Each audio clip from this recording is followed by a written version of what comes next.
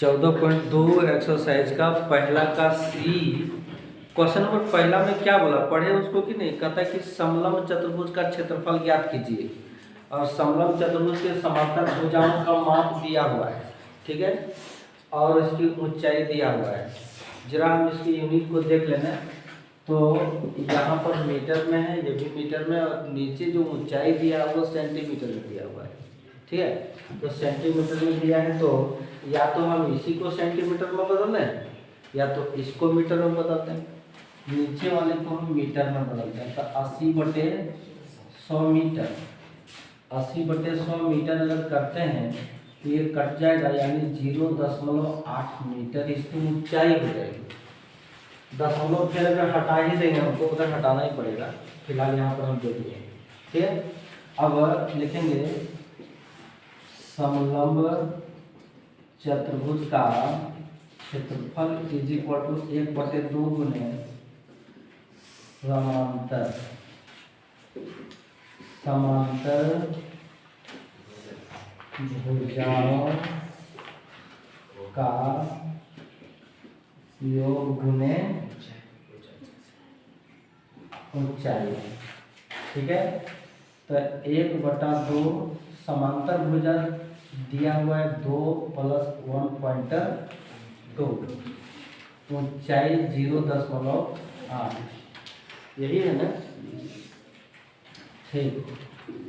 1/2 गुने, इनको अगर जोड़ेंगे तो 3.2 और 0.8, इसको कटा देते हैं तो 0.4, तो 3.2 गुने 0.4, 4 दूनी 8, 4 तिया 12, दशमलव यहाँ पर, ठीक है।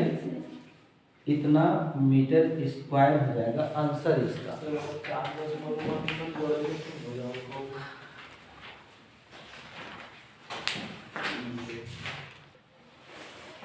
देखो क्वेश्चन नंबर 2 में जो कहता है ना, वो एक समलंब चतुर्भुज ABCD दिया गया है। ABCD दिया गया है, तो इसमें AB समांतर CD है, ये दो भुजा समांतर है। समलंब चतुर्भुज में क्या कहता है कि जिस चतुर्भुज के सम्मुख भुजा का कोई एक युग्म समांतर हो उसे समलंब चतुर्भुज कहते हैं, नहीं। तो ये समलंब चतुर्भुज दिया है जिसमें से AB भुजा और CD, यानी AB भुजा और CD समांतर दिया है। AB की लंबाई 20 सेंटीमीटर है और CD की लंबाई 10 सेंटीमीटर है, और दोनों समांतर भुजाओं के बीच के लंबवत दूरी यानी लांबिक दूरी जो है वो परपेंडिकुलर हाइट जिसको बोलते हैं, परपेंडिकुलर डिस्टेंस, ठीक है, वो दिया है 8 मीटर। मीटर में है, सब मीटर में 8 मीटर दिया। तो इसका क्षेत्रफल ज्ञात है, तो लिखेंगे समलंब चतुर्भुज ABCD का क्षेत्रफल इज इक्वल टू 1/2 गुने समांतर भुजाओं का योग गुने ऊंचाई, यही है ना, ऊंचाई सही लिखे है ना। अब जानते हो कि 1/2 गुने समांतर भुजा कौन कौन है, एक भुजा AB है और एक भुजा CD, AB प्लस CD। ऊंचाई को यहाँ कर दिया है DM, ये ऊंचाई है DM, ठीक है। तो 1/2 AB जो है वो तुम्हारा 20 है और ये 10 गुने 8, इसको और इसको हम कटा देते हैं, तो 20 और 10 30 गुने 4 is equal to 120 metre square answer हो जाएगा। क्षेत्रफल नहीं, फॉर्मूला तो वही लगाया और कुछ किए नहीं, सेम फॉर्मूला। क्वेश्चन नंबर 4 हमारा यही कहता है, क्या कहता है, कैसे सुन लो कि एक आंगन समलंब के आकार का है। कैसा है, समलंब के आकार का है। तो समलंब के आकार है, तो समांतर भुजाएं 12.5 मीटर और 7.5 मीटर दिया है। दोनों के समांतर भुजाओं समांतर क्षेत्रों के बीच की जो दूरी दिया है वो 5.6 मीटर दिया हुआ है, नहीं। तो कहता है कि इस आंगन को पक्का कराने का खर्च, जबकि 1 मीटर स्क्वायर को पक्का कराने का खर्च जो है वो है 50 रुपया है। तो पूरे आंगन को पक्का कराने के लिए हमको कितना खर्चा ज्ञात करने के लिए पहले क्षेत्रफल ज्ञात करना पड़ेगा ना। लिखेंगे आंगन कैसा है, समलंब क्या आएगा, आंगन का तो क्षेत्रफल क्या हो जाएगा, जो समलंब का क्षेत्रफल होगा। और समलंब का क्षेत्रफल जो है वो 1/2 गुने समांतर भुजाओं का जो गुने ऊंचाई। फॉर्मूला को रटा नहीं जाता है। अब देखो बार बार क्वेश्चन नंबर 1 से शुरू किए 4 तक आए और एक ही फॉर्मूला को हम लिख रहे हैं, तो रटाया कहाँ, याद हो गया। रटाता नहीं है फॉर्मूला, याद रखना पड़ता है।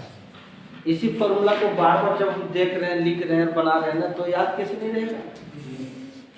ठीक, अब 1/2 गुने समांतर भुजा, एक 12.5 मीटर है और एक 7.5 मीटर है, और ऊंचाई जो दिया है वो 5/6 दिया है।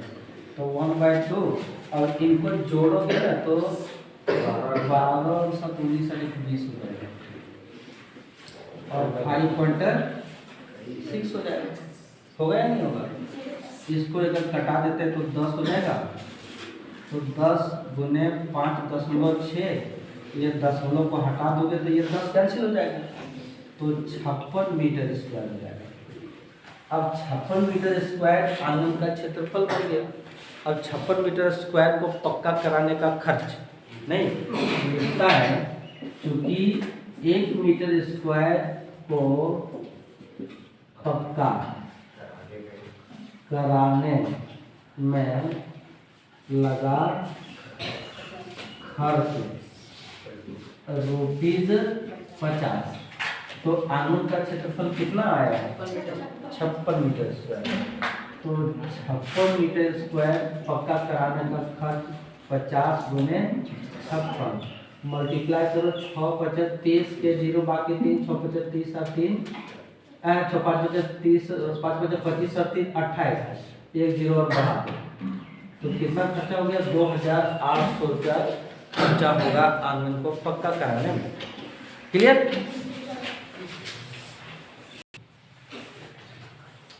क्वेश्चन नंबर 5 में देखो जो फिगर है वो एक समलंब चतुर्भुज दिया हुआ है और इसका क्षेत्रफल भी दिया है। समलंब चतुर्भुज का क्षेत्रफल दिया है 34 सेंटीमीटर स्क्वायर। समांतर भुजाएं जो दिए हैं वो 10 सेंटीमीटर और एक 7 सेंटीमीटर। ये भुजा और ये भुजा दोनों समांतर है, 10 सेंटीमीटर वो 7 सेंटीमीटर दिया है। तो कहता है इसकी ऊंचाई का, दोनों के बीच की दूरी माने इसकी ऊंचाई ज्ञात करता है। ठीक है, सो लिखेंगे समलंब चतुर्भुज का क्षेत्रफल कितना दिया हुआ है, 34, ठीक से लिखना चाहिए 34 cm स्क्वायर। तो जानते हो समलंब चतुर्भुज का जो क्षेत्रफल होता है वो 1/2 गुने समांतर भुजाओं का योग गुने ऊंचाई = 34। फिर देखो वो फॉर्मूला आ गया हमारे पास, 1/2 गुने समांतर भुजाओं का योग गुने ऊंचाई। 1/2 समांतर भुजा में से एक 10 है और दूसरा 7। हमको ऊंचाई के लिए h करना चाहिए और ये 34। ये जो दो है वो क्रॉस मल्टीप्लिकेशन के आधार पर 34 से गुना हो जाएगा, क्योंकि भागा में है तो उधर जाकर क्या हो जाएगा, गुना में हो जाएगा। यहाँ पर 10 और 7 17, h = 34 गुने 2, 17 दूनी 34, h = 2 दूनी 4 सेंटीमीटर। यानी ऊंचाई यानी दोनों भुजाओं के बीच की दूरी जो आ गया वो 4 सेंटीमीटर आ गया। आंसर यही है।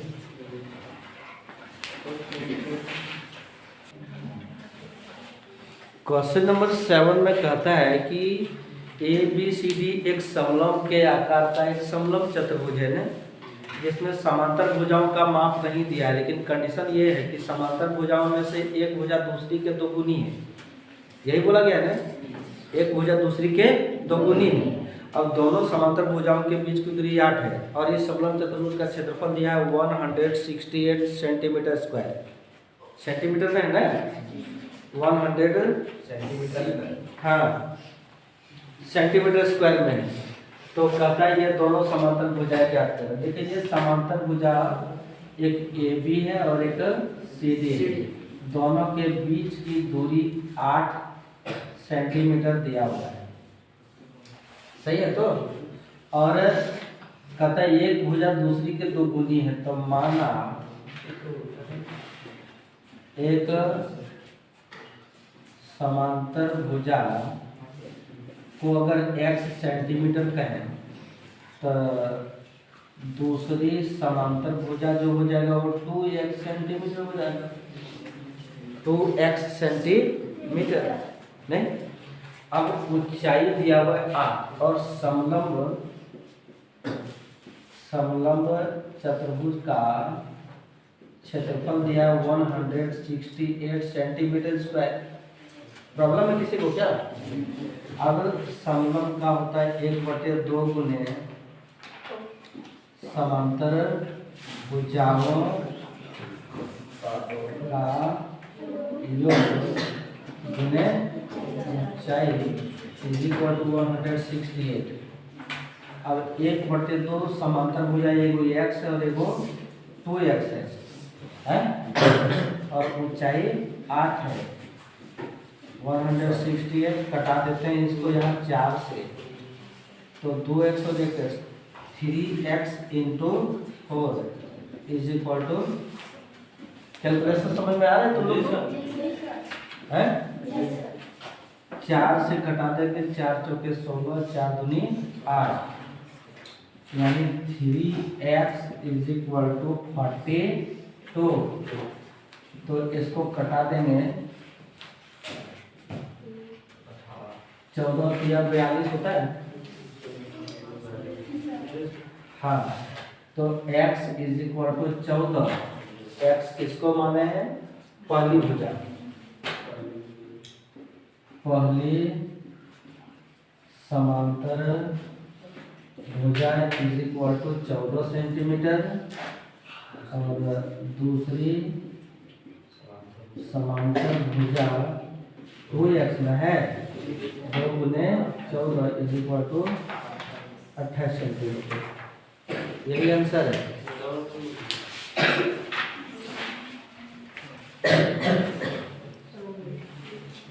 क्वेश्चन नंबर 8 भी एक समलंब के आकार का क्षेत्र है ना, ए बी सी डी नहीं, उसमें से बीसी भुजा और एडी भुजा को यहाँ समांतर दिखाया गया है।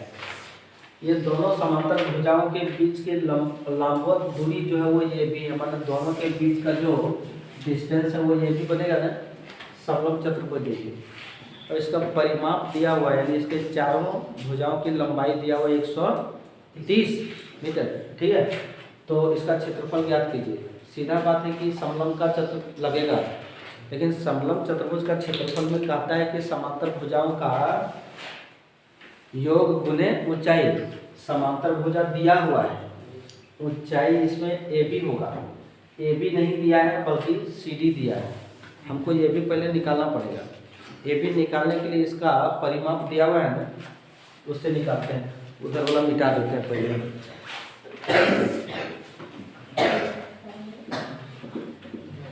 ठीक है, देखो समलंब चतुर्भुज का परिमाप दिया हुआ है 130 मीटर। अब समलंब चतुर्भुज का परिमाप होता है चारों भुजाओं का योग। चारों भुजा हो जाएगा A B plus B C plus C D plus A D equal to 130 metre, ठीक है। ए बी पता नहीं है, लेकिन बी सी 42 है और सी डी 28 है, ए बी 36 है, इज इक्वल टू 130 मीटर। अब इन लोगों को जोड़ेंगे हम, तो ए बी प्लस 70 और 30 106 होना चाहिए, is equal to 130। A B is equal to 130 में से 106 को घटा देंगे, तो ए बी जो हो जाएगा वो हो जाएगा 24 मीटर। होगा कि नहीं होगा?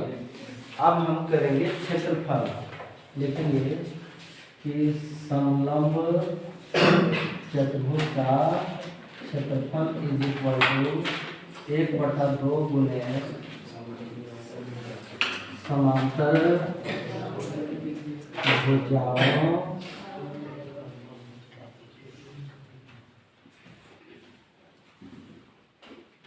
का योग गुने ऊंचाई बराबर एक फॉर्मूला हम लिखते हुए आ रहे हैं भाई, तो याद हो गया फॉर्मूला ना? ठीक, तो बोल करके देखिएगा, जो बोलने से कतरा रहे हो ना अपने मने मने बोलेगा, 4-5 मन बोल देना, ये आवाज़ निकालने में जिसको तनी संकोच पर की बोलेंगे, हम यहाँ बोलेंगे की कहेंगे, सब कुछ 100 लोगों का है। और जो मुँह फटक है, जो बोलने जानता है, वो तुरंत बोल देगा कि समलंब चतुर्भुज का क्षेत्रफल बराबर 1/2 गुने समांतर भुजाओं का योग गुने ऊंचाई। लेकिन जो पटर पटर करते हैं ना, पटर पटर करते रह जाएगा और नहीं सीख पाएगा, बता देते हैं। समांतर भुजाओं में से एक 42 करो और दूसरा 28 करो, अरे 36 करो। ऊंचाई जो अभी हम निकाले हैं 24, तो यहाँ पर 24 करो, 1/2 गुने 8, 6 2 8, 4 3 24, इसको कटा दो 12 से, तो 78 गुने 12, 12 है 96 के 6 बाकी 9, 84 और 9 है 93 मीटर स्क्वायर होगा ना? देखो जरा है सर।